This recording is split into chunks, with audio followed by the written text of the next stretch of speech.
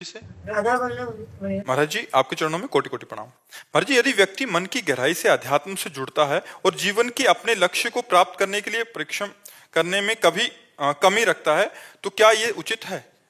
मतलब जी, संसारिक लक्ष्य बन गया कोई और अध्यात्म में क्या भाव अभी प्रश्न। महाराज जी, मतलब जैसे हम सोचते हैं कि अध्यात्म की तरफ जा रहे हैं, पर कर्म भी जरूरी है और कर्म हमें भौतिकता की तरफ कई बार ले जाता है। तो अध्यात्म का मतलब क्या समझाया आपने? नहीं, अध्यात्म का मतलब भी है प्रभु का नाम से सही रास्ते पे चलना। और तो ये कर्म क्या गलत रास्ते के कर्म करते हैं क्या आपने? कर्म भी उसी रास्ते पे है, मतलब अध्यात्म इसे ही कहते हैं। अध्यात्म को अभी समझ नहीं पा रही। अध्यात्म का मतलब एक कोठरी बंद करके आंख मूंद के बैठना नहीं है। अध्यात्म का मतलब हम सोनी लगा रही तो अध्यात्म में है। राधा राधा जप रहे, भगवान के घर में सोनी लगा रहे। रोटी बना रहे तो भगवान का भोग, पति पुत्रों की सेवा है, भगवान की सेवा है। जो भी, मान लो आप मास्टर हैं तो विद्यार्थी रूप भगवान आए, उनको हम पढ़ा रहे हैं। आप डॉक्टर हैं तो मरीज रूप भगवान आए, उनकी सेवा कर रहे हैं। आप वकील हैं, आप न्यायाधीश हैं तो धर्म के साक्षी होकर के दोषी को दंड दिलाना, निर्दोष को मुक्त करो, ये सब भगवान का ही तो भजन है, ये अध्यात्म ही तो है। अगर हम व्यवहार को अध्यात्म ना बना पाए तो अध्यात्म कोई अलग चीज है क्या? जैसे कृष्ण भगवान ने कर्म करो, अपने कर्म करो, और सही ढंग से यदि हम कर्म कर रहे हैं तो वो एक तरह से नाम जप करते हुए मामुनिस्मर युद्ध च, मामुनिस्मर युद्ध च, मेरा स्मरण करते हुए युद्ध रूपी कर्तव्य कर्म करो। तो युद्ध से खतरनाक कोई कर्तव्य कर्म है नहीं। तो हर काम करते हुए नाम जप करो, हर कर्म भगवान को समर्पित कर दो, यही अध्यात्म है। अध्यात्म से कोई अलग कोई कार्य थोड़ी है। जैसे स्वाहा बोलना अध्यात्म है, वैसे फावड़ा चलाना भी अध्यात्म है। यदि वो राम कह के एक फावड़ा चलाता है तो उसकी यज्ञ हो रही। एक एक फावड़ा चलाना भगवान का भजन हो रहा है, एक एक कार्य भगवान का भजन हो रहा है, क्योंकि ये सृष्टि भगवान की है। हम भगवान को निमित्त मात्र कर्म केवल कर रहे हैं, भगवान को रिझाने के लिए, भगवान के बल से, भगवान की दी हुई वस्तु से, अपने भगवान के दिए हुए परिवार का पूजन कर रहे हैं। नाथ सकल संपदा तुम्हारी, मैं सेवक समेत सुतनारी, यही अध्यात्म आ जाएगा। अब अध्यात्म की ऊंचाई पर चढ़ता चला जाए तो फिर वो आत्मज्ञान अलग वस्तु हो जाती है। हर्षवर्धन सिंह जी, राधा वल्लभ हरिवंश महाराज जी, आपके चरणों में कोटि कोटि प्रणाम। महाराज जी, यद्यपि जीव जगत को नाशवान समझता है और ये भी मानता है कि नहीं, कहाँ समझता है? अरे बच्चा, ये बातें हैं, समझता कहाँ है? समझ गया तो फिर रोना क्या, जो जाग गया तो सोना क्या। समझ कहाँ गया? समझ तो ये केवल बातें हैं बच्चा, समझ रहे हो ना? ये समझो जो हम कह रहे हैं, केवल बातें हैं प्रवचन की। प्रवचन को जीवन में उतार लेना ये बच्चा अलग बात है। अगर ये बात समझ में आ जाए कि संपूर्ण जगत नाशवान है, ब्रह्म सत्यम जगन मिथ्या, तो बहुत ऊंचाई पर पहुंच चुका महापुरुष होता है, कोई साधारण थोड़ी होता है। वो भगवान के बिल्कुल नजदीक पहुंच चुका है। यही तो बंधन है संसार, और वो जान चुका है नाशवान है।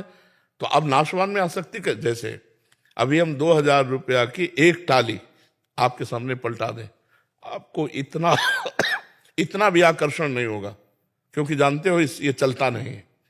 और एक 500 का नोट पड़ा हो रास्ते में तो झूला झूलने लगेंगे, एक कदम आगे एक कदम पीछे, नहीं होगा। तो इसका मतलब है कि अभी नोट के प्रति आसक्ति नहीं गई, वो पता है कि चलता नहीं इसलिए आसक्ति है उसमें नहीं है, ये चलता है तो इसमें आसक्ति है। तो हम उन भोगों के लिए कह सकते हैं जो हमारे को अप्राप्त है, सब झूठे हैं, लेकिन जिनमें हमारी आसक्ति जो हमें प्राप्त है उनको हम भोग रहे हैं। इसलिए यह ज्ञान अधूरा है, इस ज्ञान का महत्व नहीं। अब आप प्रश्न करो, इसी को करो। अच्छा, जीव आप अपने आप से संबोधन कर रहे हैं, ये भी मानता है कि जीव देह का त्याग करके अलग हो जाता है, फिर भी उसके मन में जगत की प्रधानता नहीं मिलती। यद्यपि वह परमेश्वर को समस्त सुखों का सिंधु मानता है, फिर भी परमात्मा में उसको ये बच्चा लिखी पढ़ी बातें हैं, तुम्हारी एक भी बात इसमें नहीं है। ये तो मान लो ग्रंथों से लिखी पढ़ी बातें हैं, ये तुम्हारी हमारे यहाँ उत्तर होता है जो तुम्हारे को समस्या हो, क्योंकि और तो सब हो ही रहा है। सीधे जो तुम्हारे हृदय में समस्या हो साधना में, तो उस समस्या का समाधान हो। तुम्हारी को क्या समस्या है? महाराज जी, वैसे हमें पता है कि भगवान के अलावा हमारा कोई भी नहीं। उसे एकांतिक सुना है आपने कि नहीं सुना? तो हमने कई बार कहा, जो तुम्हें पता है जिसका प्रयोग नहीं कर पाते हो, तो तुम्हारे अंदर भजन की कमी है। अपनी जानकारी का सही समय पे सही प्रयोग ना कर पाना भजन की कमी है। अगर आप नाम जब करोगे तो ठीक समय पर अपनी जानकारी का प्रयोग कर पाओगे। जैसे मुझे जानकारी कि ऐसा दृश्य नहीं देखना चाहिए, ऐसी क्रिया नहीं करना चाहिए, ऐसा पदार्थ नहीं खाना चाहिए, और हमसे जबरदस्ती हो जाता है, हमें पता है। उसका कारण है आत्मबल की कमी, अध्यात्म बल की कमी, भजन की कमी। अध्यात्म नित्या तो विनिवृत्त कामा, अध्यात्म नित्या तो विनिवृत्त कामा। अगर अध्यात्म में स्थिति है तो समस्त कामनाओं का त्याग स्वाभाविक हो जाएगा। नाम जप करो बच्चा, हमारे पास एक ही दवा है। क्योंकि जैसे देह और उनके संबंधी में जैसी प्रीति रहती है, ऐसे संतान और प्रभु में कम रहते हैं। मलिन हृदय जब निर्मल होगा तो निर्मल जन मन सो मोहि पावा, मोहि कपट छल छिद्र न भावा। जब निर्मल मन हो जाएगा तो प्रभु और प्रभु के जन प्राण प्यारे लगने लगेंगे। इसलिए निर्मल मन के लिए विवेक चाहिए, क्योंकि विवेक विचार के द्वारा ही हम असत क्रियाओं को त्याग कर सत अनुष्ठान करके मन को निर्मल कर पाते हैं। और विवेक होता है सत्संग से, वो तुम्हें प्राप्त है। अब नाम जप करो, जितना नाम जप करोगे उतना ही मन निर्मल होता जाएगा, उतना ही आपको संसार झूठा नजर आने लगेगा। यहां तक कि अगर भगवत तत्व का बोध हो जाए तो संसार गायब हो जाता है। जे ही जाने जग जाए हेराई, जागे जथा स्वप्न भ्रम जाई। जैसे स्वप्न में जागने पर पूरा मिथ्या स्वप्न लगता है, ऐसे ही जब हमें परमात्म तत्व का ज्ञान हो जाता है तो संसार झूठा नजर आता है। पर ये सब बातें लिखी हुई हैं, इनको अनुभव करने के लिए पूरा जीवन लग जाता है। बहुनाम जन्मनावंते ज्ञानवान माम प्रपद्यते वासुदेवा स्वरमित सा महात्मा सुदुर्लभा। बहुत जन्मों की साधना, तो नाम जप में लगो तो बच्चा बात बनेगी। ब्रह्मचर्य से रहो, गंदे दृश्य मत देखो, गंदे बच्चों का संग मत करो, गंदा आहार मत करो, नाम जप करो। सब ये जो लिखा है तुम्हारे दिमाग में चलने लगेगा, वो तुम्हारी अनुभूति बन जाएगा। वो अनुभूति ही काम करती है। नहीं तो प्रवचन कर ले और माया के संग खेले, माया के पार्षदों के संग खेले, काम करो तो लोभ मोह मद मत्सर, तो किस काम का ज्ञान, किस काम का। तो इसलिए नाम जप करो, पवित्र भोजन पाओ, अच्छे आचरण करो, माता पिता की सेवा करो। महाराज एक मीराबाई का एक भाव एक लाइन में सुना दे।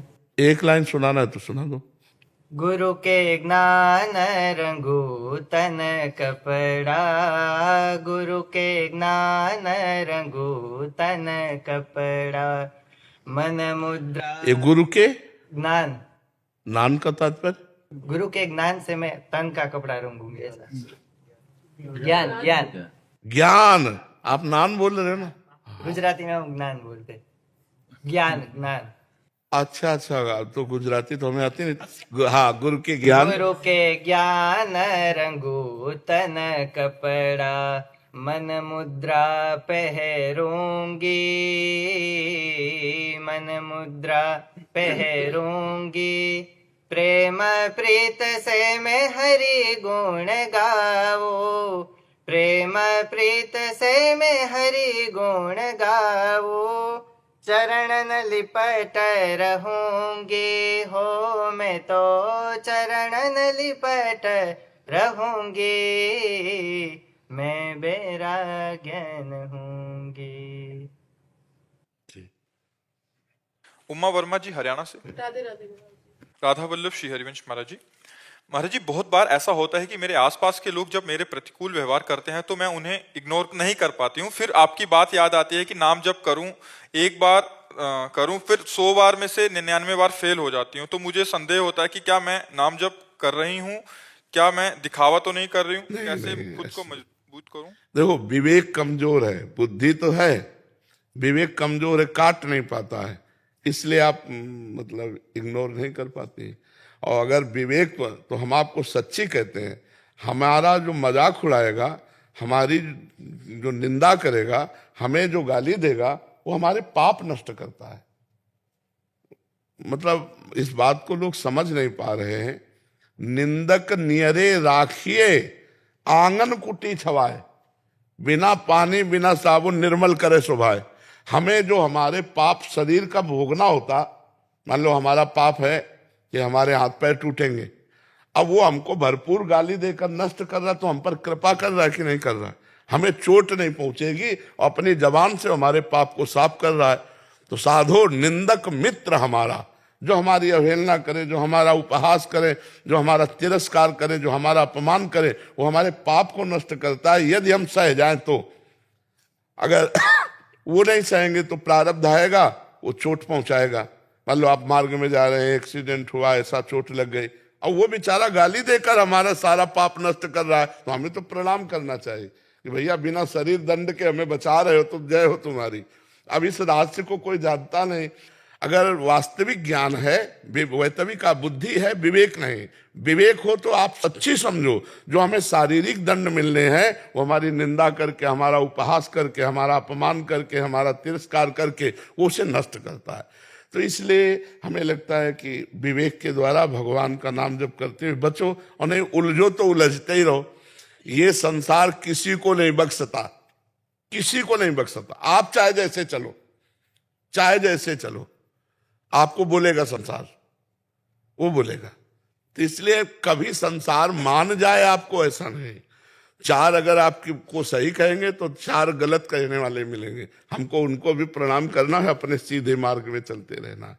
तो इग्नोर करना तो सीखना ही पड़ेगा। अगर नहीं सीखोगे तो जलते रहोगे, अंदर हृदय आपका जलता रहेगा, उसको क्यों जलाओ? विवेक के द्वारा उसे काट दो कि भगवान बड़ा मंगल कर रहे हैं, हमको ऐसा उपहास या अपमान करा करके पवित्र कर रहे हैं। तो अच्छा, किसका प्रश्न था, समझ पाए आप? इसमें कोई संशय? इग्नोर होता नहीं है। नाम जप करो, पावर आ जाएगा। इग्नोर करने का पावर आ जाएगा। नाम जप में बड़ी सामर्थ्य। नाम जप तो होता है, कई बार अंदर से ये पता होता है कि सामने वाला ये व्यवहार करने वाला है मेरे साथ, और मैं अपने अंदर कहती हुई कि वो तूने मतलब इस पे रिएक्ट नहीं करना, बट फिर भी जब वो होता है ना तो फिर मतलब इग्नोर होता ही नहीं है। क्योंकि पावर नहीं, हम कह तो रहे पावर नहीं है ना। वो पावर नाम जप से आएगा, जितना नाम जप करो उतना आ जाएगा। नाम जप से आएगा पावर। जानकारी का प्रयोग करने के लिए पावर भी तो चाहिए। हम जानते हैं ये गलत है, नहीं करना चाहिए, फिर भी हम कर रहे हैं क्योंकि हम पावरहीन हैं। तो वो पावर आएगा नाम जप से। जितना आप नाम जप करेंगे उतने। खूब नाम जप करो, अंगुली में वो डाले रहो बटन की तरह, वो क्या कहते हैं, काउंटर। हाँ, नाम जप कर, नाम जप जितना करोगे उतना ही पावर आपके अंदर आएगा। ये आजकल तो आधुनिक यंत्र चल गए, चुपचाप अंगूठी की तरह पहरे रहो, दबाते रहो, राधा राधा राधा राधा। जी डॉक्टर अभिषेक रंजन जी। राधा वल्लभ श्री हरिवंश। महाराज जी, आपके चरणों में कोटि कोटि प्रणाम। महाराज जी, शयन शक्ति बढ़ाने हेतु आपसे आदेशित होकर मैंने नाम जप और बढ़ाने के साथ साथ किसी भी प्रतिकार या प्रतिकूलता किसी के द्वारा मिलने पर न ही प्रतिकूल या विरोध करता हूं। पहले गलती ना होने पर गुस्सा या प्रतिकार करता था, श्री जी कृपा से प्रतिकूलता पर अब ये सब सहन कर जाता हूं। प्रभु जी, कई बार बहुत बड़ी बात है। हाँ, बहुत बड़ी बात जी। अश्रु अपने आप आने लगते हैं। कई बार एक भक्त के रूप में परीक्षा समझकर, कई बार पूर्व प्रारब्ध भोग कर, कई बार घोर परिस्थितियों में भी सिर्फ श्री जी का दास शक्ति मिली। बहुत बढ़िया, बहुत कृपा है महाराज श्री। दास भाव में श्री जी की कृपा, अलग सुकून, अलग निश्चिंतता, निर्भयता। गुरु जी, क्या सहिष्णुता बढ़ने से दास भाव और पुष्ट होता है? हाँ, पुष्ट होता है, उसी से पुष्ट हो। सहित सहित बाढ़े भगति, गृह तनु गुरु हितगार। वाणी जी में लिखा है कि जो जितना सहन करता है उसके हृदय में भक्ति बढ़ती जाती है, और उसका पूरा शरीर, मन, प्राण, जीवन वो भगवान का घर बन जाता है। गुरु भगवान ही है कि अब मेरा जीवन, मेरे प्राण, मेरा सब कुछ मेरे गुरुदेव का है, मेरे प्रभु का है। अब वो चाहे इसको सम्मान दे या अपमान दे, निंदा करवावें या स्तुति करावें, सुखमय रखें या दुखमय रखें, मेरा तो है नहीं, मैंने तो समर्पित कर दिया। बहुत ऊंची। ऐसे भक्त के पीछे भागवत में निरपेक्षम मुनिम शांतम निर्वैरम समदर्शनम अनुब्रजाम्यहम नित्यम पूयेत्यंग रेणु भी। भगवान स्वयं कह रहे हैं, जो निरपेक्ष है, किसी की अपेक्षा नहीं रखते कि आप हमें प्यार करो कि ना करो, आप हमें, कोई अपेक्षा नहीं। निरपेक्षम, किसी से कोई अपेक्षा नहीं। जब अपेक्षा नहीं तो परेशानी नहीं। अपेक्षा दुख देती है, और निरपेक्षता महासुख में है। तो पहला शब्द है निरपेक्षम। जितना संसार परेशान है, अपेक्षा में परेशान है। पत्नी से अपेक्षा ऐसी, पुत्र से अपेक्षा ऐसी, परिवार से अपेक्षा, नौकरों से अपेक्षा, समाज से अपेक्षा। वो समाज की अपेक्षा कहे तो नहीं बनता, वो समाज से अपेक्षा चाहता है तो उसको परेशानी ही परेशानी मिलती है। अपेक्षा मतलब परेशानी, और निरपेक्षता मतलब आनंद। आप हमारे साथ क्या व्यवहार करते हो मुझे कोई मतलब नहीं, मैंने अपेक्षा ही नहीं की आपसे। निरपेक्षम और मुनिम। मुनिम माने हर समय मननशील, हर समय नाम जप कर रहा है, कोई व्यवहार कर रहा है तो मनन कर रहा है। इसने गाली दी तो क्यों, आखिरकार भगवान इसके अंदर है, ये हमें गाली क्यों देता, मैंने इसको तो कोई परेशान नहीं दिया। जब ये हमें गाली दे रहा है इसका मतलब भगवान गाली सुनाना चाहते, तो मुझे सुनना चाहिए। मननशील है ना, वो तुरंत मनन शुरू कर दिया और विवेक के द्वारा उसने काट दिया। संसारी आदमी द्वेष, अब वो झगड़ा हो गया, अब वो अशांति हो। और विवेकवान, जब मैंने कोई अपराध नहीं किया, वो गाली दे, इसका मतलब भगवान का विधान है, और भगवान का विधान मैंने तो इच्छा की नहीं थी, भगवान की इच्छा ये है तो मैं सहूंगा और आनंद से सहूंगा, और वो सह जाएगा, और सह जाएगा तो अध्यात्म की भूमिका बढ़ गई। मननशील, शांतम, निरपेक्षम, मुनिम, शांतम। शांतम मतलब किसी भी परिस्थिति में विचलित ना होना। उसको लोग पागल समझने लगेंगे, उसे लोग पागल समझने लगते हैं, कमजोर समझने लगते हैं, ये काम नहीं करता, नहीं इतने में तो उलझन हो जाती, पर वो शांत महापुरुष बनने जा रहा है। निरपेक्षम, मुनिम, शांतम। अगला है निर्वैरम। जैसे ये तुम्हें गाली दिए और कल मिले तो आप राधेश्याम, यार आदमी क्या है, कल तो हमने गाली दिया था फिर भी आज हमको नमन कर रहा है। निरपेक्षम, मुनिम, शांतम, निर्वैरम। जो तुमसे नहीं बोलता, जो तुमसे वैर करता है, जो तुम्हारा अमंगल करता है, उससे भी ऐसे। अब वो क्या, अपेक्षा नहीं है ना, अब वो क्या कहता है उससे कोई मतलब नहीं। इसका फल क्या होगा कि भगवान कह रहे मैं उसके पीछे घूमता हूं कि उसकी चरण रज मेरे ऊपर पड़ जाए। भगवान निरपेक्षम, मुनिम, शांतम, निर्वैरम, समदर्शनम, अनुब्रजाम्यहम नित्यम पूये तंगुरेण भी। शांत। और ऐसे पुरुष का अगर कोई अपमान कर दे तो देर नहीं लगेगा, उसको दंड मिल जाएगा, भागवतिक दंड देर नहीं लगे। ये घटना है, नाव में बड़ी बड़ी नावें चलती थी पहले नदियों में से, अब तो पुल बन गए। पहले पार होने का ये उपाय होता था, एक रस्सी बंधी होती थी इस पार से उस पार तक, और वो ऐसे खींचकर नाव से ले जाते थे, और जहां ज्यादा गहरा होता था वहां उसका प्रयोग करते थे। तो उसमें 2 पुलिस वाले चढ़े, संगीन लेके, पुराने समय की बात, और उसमें महात्मा बैठे हुए थे, उनका शिष्य बैठा हुआ था, सत्संगी। उन्होंने ऐसे जूता की ठोकर मारी, फटे पुराने संत कपड़े पहने हुए थे, गुरुजी उधर थे, शिष्य इधर था, अब जगह नहीं है। फिर बूट मारा, फिर और शकील गया, पूरा बूट पैर पे रख दिया, वैसे राम राम राम राम, ऐसे कुछ उनको कुछ नहीं बोल रहा, बहुत ज्यादा पीड़ा हुई तो राम राम राम कह के पैर अपना, पर वो पूरी नाव में गाली देना और मारते ही रहे, कभी इधर बूट मारना कभी उधर बूट मारना। अब उनको रंग कर संतन जाना, तो संत को भिखारी समझते ना, जो अभिमानी, गर्विष्ठ, लोभ, मद, मत, अगाधा, ये जो दुष्ट स्वभाव के लोग होते हैं, ये रंग कर संतन जान। पर ये पता नहीं दुखिया को न सताइए, दुखिया देगा रोए, और जब दुखिया के मुखिया सुने तो तेरी गति का हो। अब नाव गई तो नाव पानी में ही तो चलेगी, जहां इतना इतना पानी होता है वहां नाव तो चलेगी नहीं, तो 2-4 कदम पैदल चलना पड़ता। अब वो बूट वाले तो उन्होंने संगीन ऐसे लगाई और सोचा छलांग मार देंगे, और बूट फिसला, सीधे संगीन पार कर गई गर्दन, सीधे संगीन। तो साधु अवज्ञा तुरंत भवानी कर कल्याण अखिल, तुरंत उसका फल मिला। तो जो शांत है, सहनशील है, अगर हमने आपको गाली दी, आपने गाली हमें दे दी, हिसाब बराबर, और अगर आपने गाली नहीं दी तो अब डर जाना चाहिए हमें कि अब इसका दंड हमको बहुत बुरा मिलेगा। 60,000 सगर के पुत्र घोड़ा खोज रहे थे, कपिल मुनि अपने आश्रम में बैठे ध्यानस्थ थे, और घोड़ा वहीं बांध दिया चोरों ने। तो उन्होंने समझा, इन्होंने तो गालियां और सब ऐसा, तो केवल आंख खोल के देखा था कि क्यों ऐसा, सब भस्म हो गए। तभी तो उन्हीं के परिवार में फिर भगीरथ जी प्रकट हुए और गंगा जी लाए उनके 60,000 पुरखों। जो शांत महापुरुष, उससे डरना चाहिए। जो किसी को उत्तर नहीं देता है प्रतिकूलता का, वो उमा क्षमा सापौते भारी, अपने कर्म पर। हमको ऐसा नहीं सोचना कि हम उत्तर नहीं देंगे तो इसको दंड मिले, हम ये सोचेंगे भगवान इसको कभी दंड न मिले, इसकी बुद्धि शुद्ध हो, आप इस पर कृपा करो, इसके अंदर सद्गुण आवे। यही भक्त का हृदय होता है। बहुत बड़ी सामर्थ्य आ जाती है जब चलोगे सिद्धांत से। पर यह जरूर है कि बीच बीच में आपके सामने तिमाही, छमाही, सालाना प्रश्न आते रहेंगे, बस उनको उत्तर देना है आपको।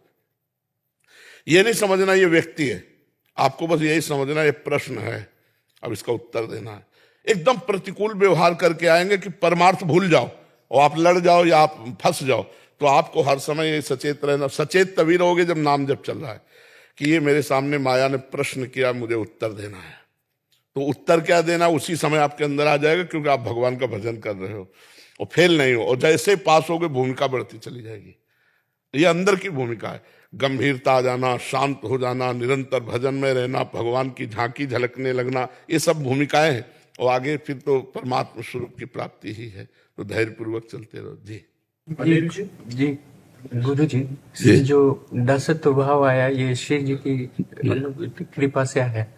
सर गुरु जी, जो मेरे अंदर एक भाव था कि क्या दासत्व भाव बढ़ाने से, पूर्ण समर्पण करने से भी सहन शक्ति बढ़ सकती है? क्योंकि सहन शक्ति जो मूल आधार है, अगर दासत्व भाव बढ़े तो भी सहन शक्ति बढ़ सकती है। जैसे एक सिक्के के दोनों पूरक हैं। मुझे ये भाव आता है कि क्या हम अगर दासत्व भाव जैसे अभी जो हमने बताया उसको शायद आप समझ नहीं पाए।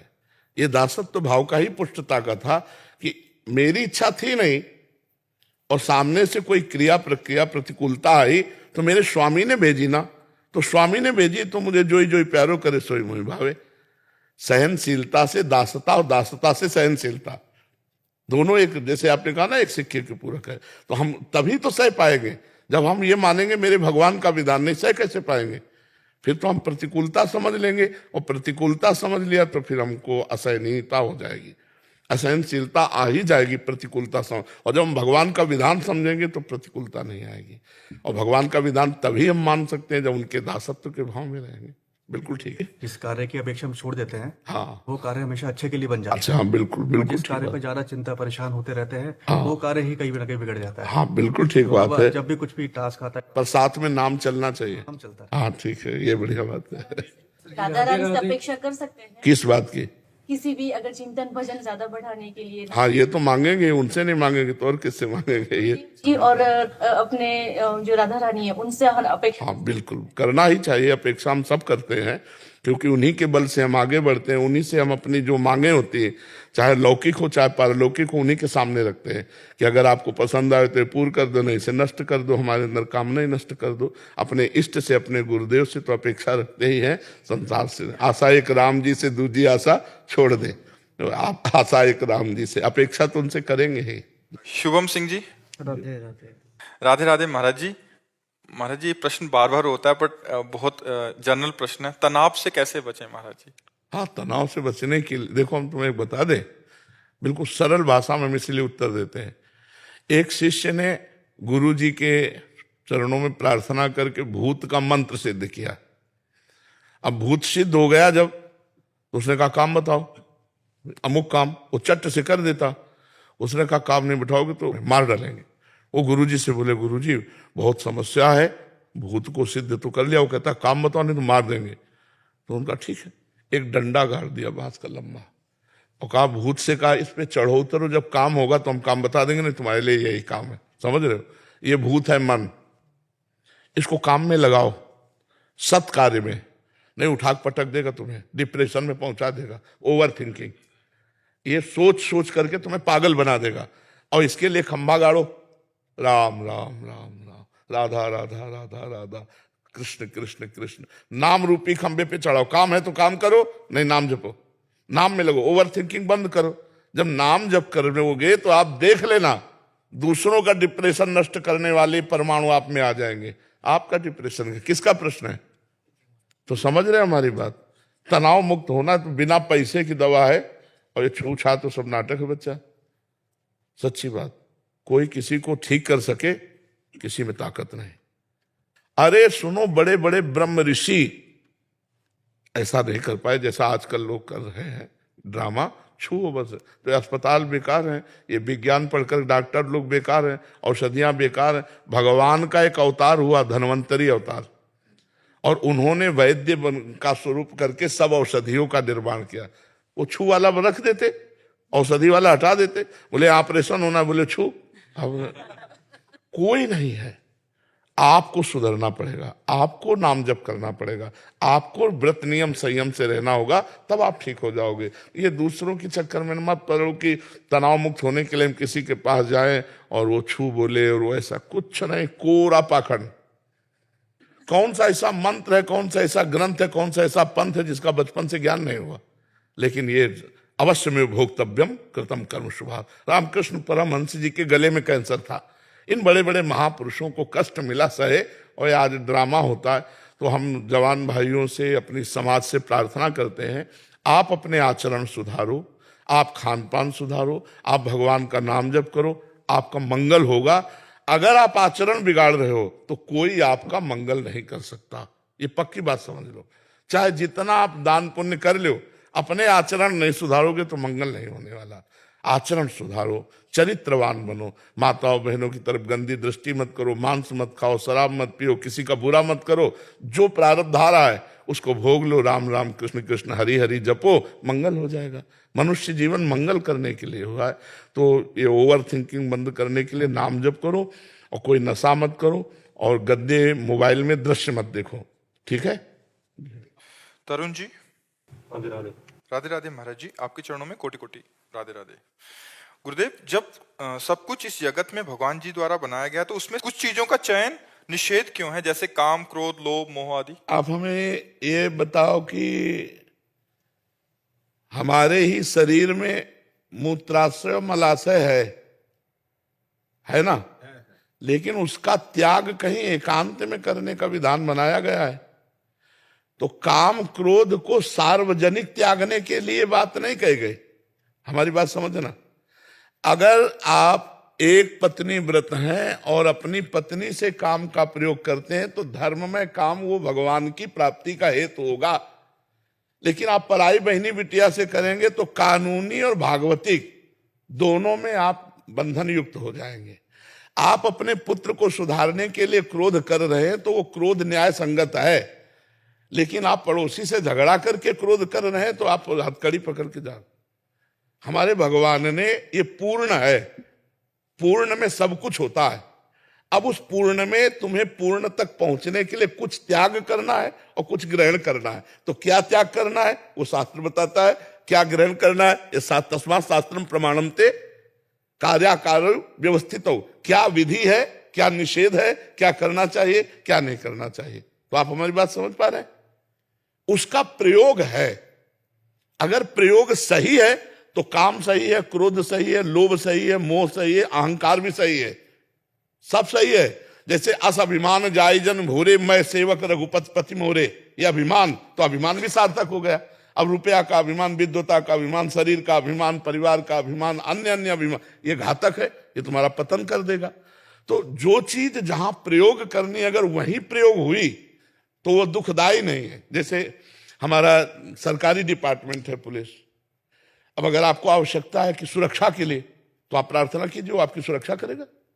और अगर आप गलत करेंगे तो आपका डंडा चलाएगा। तो वही आपके लिए दुखदाई है, वही आपके लिए सुखदाई है। तो जब आप कानून के विरुद्ध चलेंगे तो दुखदाई, और कानून के अनुकूल चलेंगे तो सुखदाई है। ऐसे हमारे भगवान का पूरा डिपार्टमेंट बना हुआ है। चाहे शनि राहु ग्रह नक्षत्र, काम क्रोध लोभ मोह मद मत्सर, सब। अब आप बताओ इसमें क्या दोष है? आपको समझ में आया इसमें? हाँ, अपने जगह उसका प्रयोग किया। जैसे गुरु है, अपने शिष्य पर क्रोध कर सकता है, उसके दोष दर्शन करके दोष निवृत्ति के लिए। जैसे अधिकारी है, दोषी पुरुष को दंड दे सकता है और निर्दोष को मुक्त कर सकता है। अगर बहुत ज्यादा अपराध है तो दोषी पुरुष को मृत्यु का भी दंड दे सकता है। तो काम क्रोध लोभ मोह मद मत्सर, अगर इनका धर्म से प्रयोग किया जाए तो ये सब सार्थक है। अपनी पत्नी से प्यार करो, अपने बच्चे से मोह करो, अपने माता पिता से प्यार करो। आप अब दूसरा धर्म विरुद्ध प्यार, तो फिर वो निषेध हो गया। प्यार भी निषेध हो गया, नहीं निषेध हो गया। ऐसे ही सब जहां जिसका प्रयोग है वहां हम उसका प्रयोग करें तो वो सही है, और अगर उसके विपरीत करेंगे तो वही पाप बन जाएगा। समझ पा रहे हैं आप? महाराज जी, किसी को धोखा देना अच्छी बात नहीं है, तो धोखा खाना कहां तक उचित है? नहीं, कबीरा खुद को ठगाइए। हमारे महापुरुष कहते हैं अपने को ठगा लो लेकिन तुम किसी को मत ठगो। उससे क्या होगा कि जैसे तुम्हारा पूर्व का ऋण है और आप दे नहीं पाए, अब वो इस जन्म में आया है, अब वो तुमसे बेईमानी करेगा, क्योंकि तुम्हें पता नहीं है ना कि पूर्व का हमारा ऋण है और वो नहीं मिलेगा आपको, कुछ भी कर लो।